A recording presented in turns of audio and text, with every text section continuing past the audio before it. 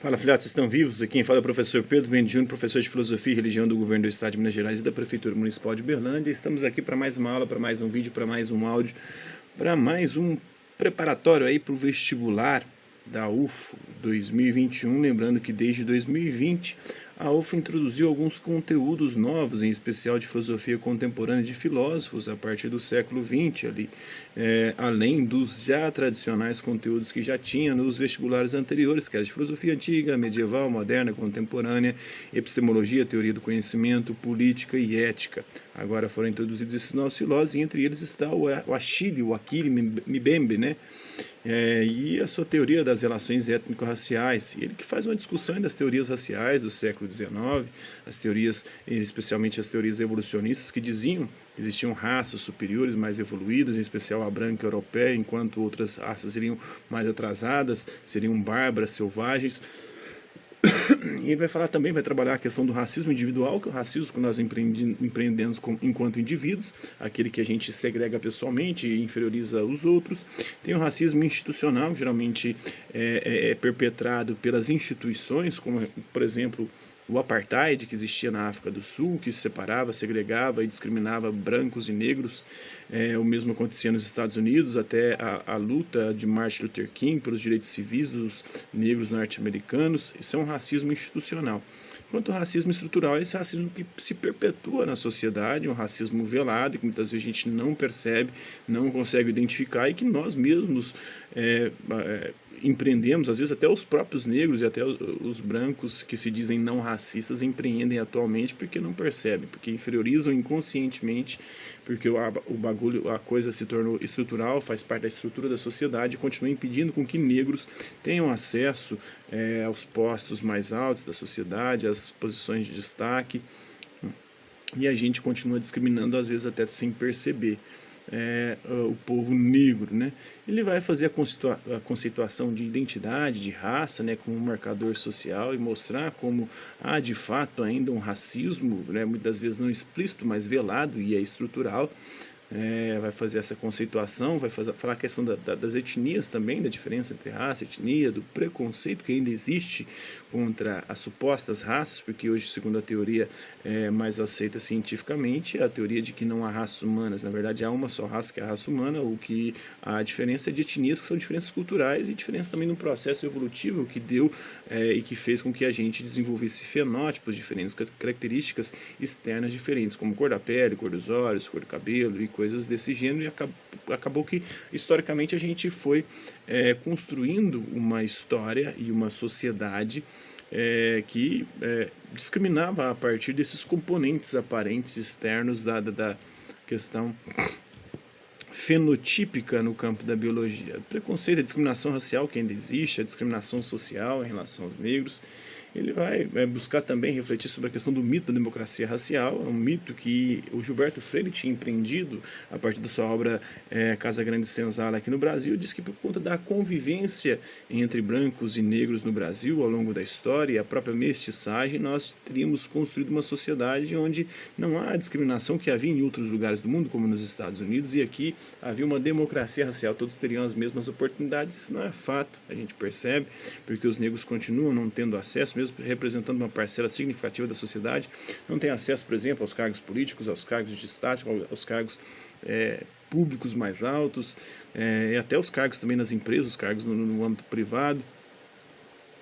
Não há essa democracia racial, e há uma influência ainda muito grande da negação do racismo. Muita gente diz que a gente não é racista ainda, em especial a direita brasileira, a direita conservadora, diz que o Brasil não é um país racista, mas é sim, é fato, né, é estrutural, é velado, muitas vezes não é explícito, mas que dói na pele do negro, e quem não é negro não pode perceber e sentir isso.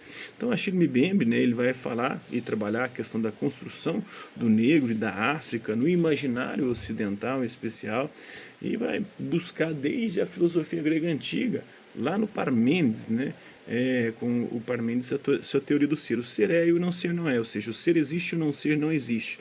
O ser como existente é a única coisa que há, enquanto o não ser não existe, o não ser é nada, e o nada não pode sequer ser pensado. O nada né, é impossível de existir e de ser pensado segundo Parmênides. E quem que seria esse não ser na configuração cultural do Ocidente? Não ser seria o negro, né? O que não é igual ao Ocidente, né? O que não é igual ao Ocidente não é. Só o Ocidente só o Ocidente existe, só a cultura ocidental. As outras não existem e não pode sequer ser pensada, e por isso os próprios filósofos europeus nem pensam a África, nem refletem sobre a África, o lugar da África e a própria discriminação da África ao longo da história. Com Descartes, isso foi se estabelecendo, o próprio quem faz essa reflexão muito interessante, antes do Achille Mbembe, é o Henrique Dussel, que já fazia isso. Inclusive minha monografia, na época em que existiam monografias ainda, quando eu formei em filosofia, foi sobre ele falava sobre o centro e periferia, como o centro se estabelece como ser a periferia do mundo. Ele trabalha a partir de uma perspectiva geopolítica da filosofia, e como centro, a Europa considerou a periferia do mundo como o não ser.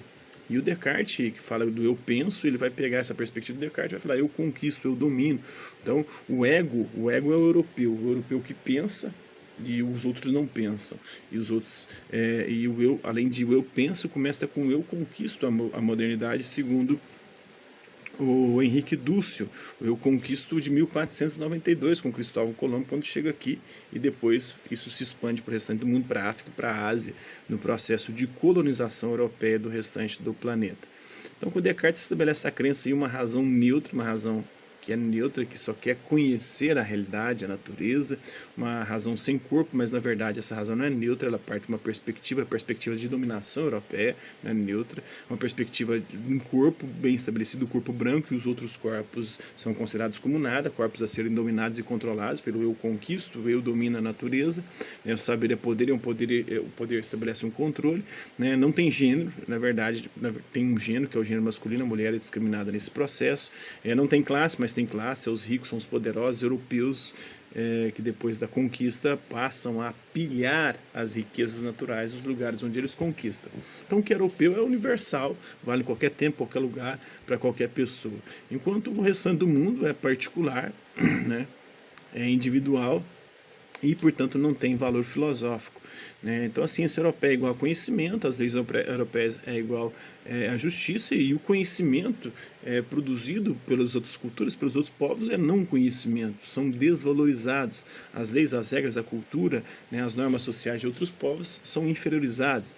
Então, há uma consolidação do imperialismo europeu como o direito do mais forte, daquele que dominou e conquistou através da força, e inclusive utilizando elementos que não eram deles mesmos, ou não foram invenções deles para dominar, como a pólvora, que é a invenção chinesa, a bússola, a invenção chinesa, né, com as grandes navegações ali, o papel, tudo invenção chinesa, tudo algo que precedeu os europeus, mas eles usam tudo isso para poder conquistar e dominar o mundo, inclusive dominando depois a China, uma parte da China, porque não conseguiu dominar toda a China hoje que é um grande entrave também para a hegemonia europeia, que tem a sua extensão nos Estados Unidos, que usam a mesma lógica de dominação, a mesma filosofia de conquista e de exploração. Então, os Estados Unidos vê com olhos aí extremamente preocupados o crescimento da China, que em breve vai se tornar a maior economia mundial. Então, inventar o negro, né, o sujeito racial negro, o europeu inventou também o branco, o civilizado, e o negro é o bárbaro, é o selvagem. E a África, ao mesmo tempo, é o espaço da miséria e do fantástico, do fabuloso. É o espaço miserável, né, que eles não têm nada a ver com a miséria deles, da África, como se não tivesse nada a ver, né? Inclusive, na partilha da África, o que eles fizeram? Recortaram ali a coisa meio que com compasso, com régua, dividindo e colocando no mesmo território, etnias muitas vezes rivais, o que fazia com que eles alimentassem essa rivalidade entre essas etnias, para enquanto elas brigavam, eles pudessem dominar, explorar e pilhar as riquezas desses povos. Então, o campo do fantástico também, não é o campo do logos, da razão. Essa é uma crítica feita também pelo Achille Mbembe a essa perspectiva. Então, só esperando aqui o bagulho coisar para eu ver minha colinha aqui para continuar falando com vocês.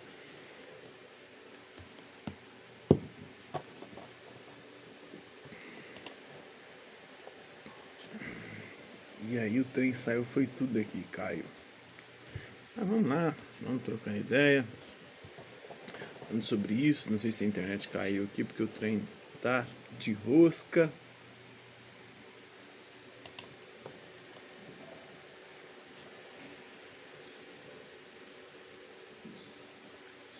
não tá querendo ir a bosta, merda, caralho.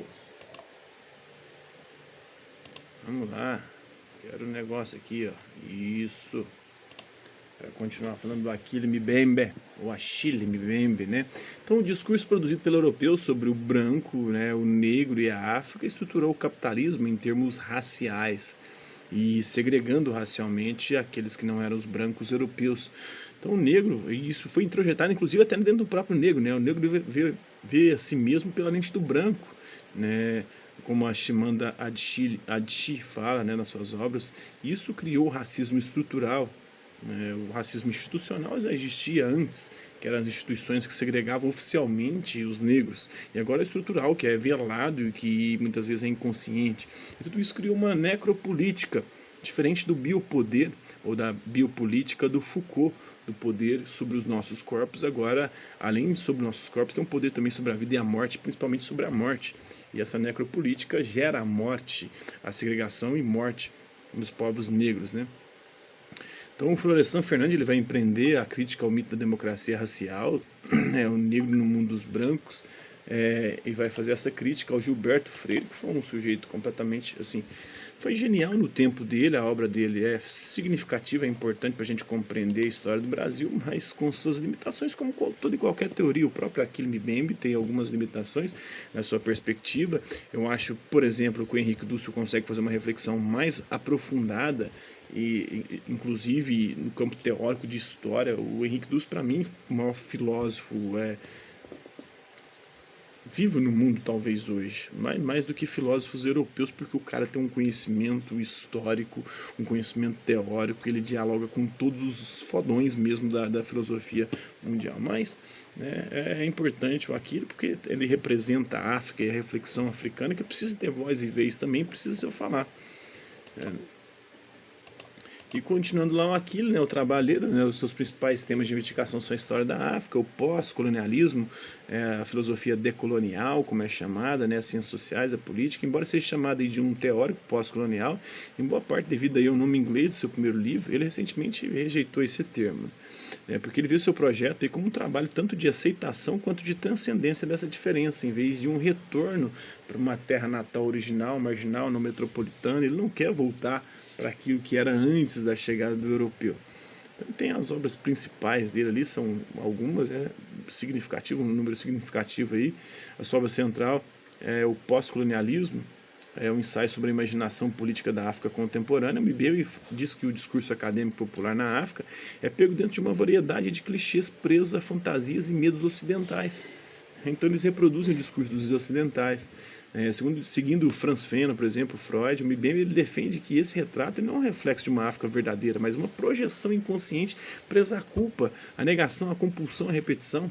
Então, como James Ferguson, né, o Valentin Yves Mudimbe e outros, o Mbembe ele interpreta a África não como um lugar definido isolado, mas como uma relação tensa, né, entre si mesma e com o resto do mundo, que se desenrola simultaneamente nos níveis político, psico, semiótico, também no campo sexual. Então, segundo Mbembe, o conceito de biopoder de Michel Foucault, como um agrupamento de um poder disciplinar de uma biopolítica, não é mais suficiente para explicar as formas contemporâneas aí de subjugação.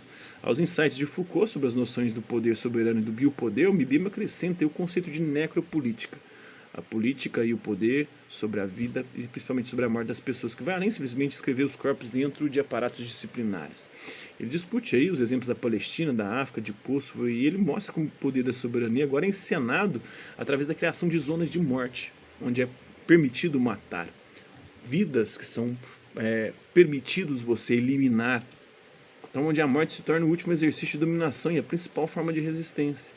Então, o exercício de dominação, porque quem chega domina e mata, e é uma forma de resistência porque a pessoa que vai resistir, ela também acaba morrendo, resistindo. Então essa é a necropolítica. Então isso é um pouco da visão do Mbembe, daquele Mbembe. Espero que vocês tenham compreendido o conteúdo e que possa ajudá-los aí na hora de resolver as suas questões do vestibular. Então por hoje é só. Hasta la vista, babies, e até a próxima.